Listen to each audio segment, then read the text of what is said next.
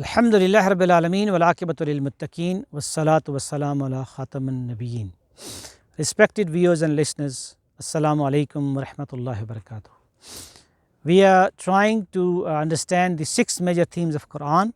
So far we have discussed the 5 major themes and topics and subjects which are being repeated again and again in the entire Quran. So number 1 is the commands of Allah subhanahu wa ta'ala, His instructions and teachings and the code of life.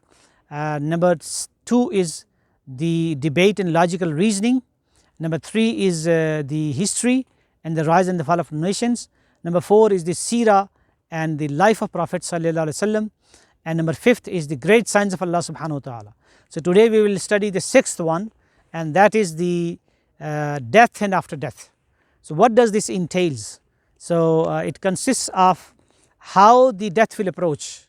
One nazi'ati gharqa, by those angels who pull out the soul violently, the soul of the disbelievers and the criminals, and the soul of the believers and the righteous people has been taken away with very softly and gently.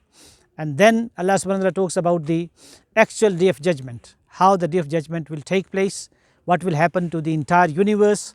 And then Allah subhanahu wa ta'ala talks about the gathering, al-hashr, how people will brought forward in front of Allah subhanahu wa ta'ala for accountability, and for Allah subhanahu wa ta'ala will question them about their life.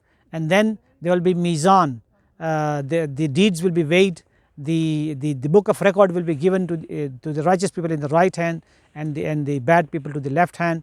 And then we have a sirat, the bridge which every single soul has to cross, a very difficult stage in the life. And then finally Allah subhanahu wa ta'ala talks about the Jannah, the gardens of Eden, where underneath the rivers are flowing, their gatherings, their sittings, their dressing, their food, their meeting with Allah subhanahu wa ta'ala.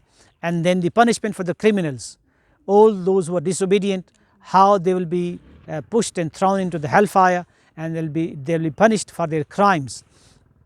So the purpose of the 6th theme of the Quran is basically that Allah subhanahu wa ta'ala is loving and kind. So He is giving us a warning so that we could protect us from the punishment of Allah subhanahu wa ta'ala. And through this death and after death, there is another major purpose, that this life is so attractive. There's so much temptations and so much things around us which basically we are indulged, and we are basically go in all these things, and we forget our real purpose, and we forget that the life on this planet is temporary. We are not here forever. We are living here for a very short time. So our permanent abode, our permanent destination is the day of the final day, and Al-Jannah, or the garden, or the hellfire. So we are here to prepare ourselves for Akhirah, for the day of judgment. So this life is not permanent, this life is temporary. And when we study in Quran the great details of Jannah and the punishment of Allah subhanahu wa ta'ala and the accountability, so that gives us the sense of responsibility, that we are not here just to enjoy. As in Western civilization we have this notion of eat, drink and be merry, or YOLO, you only live once, so just entertain yourself. We are not here on the face of earth, on this planet, to just entertain ourselves and just to play and just live, eat and drink and live in the luxuries. But we are here for a great test.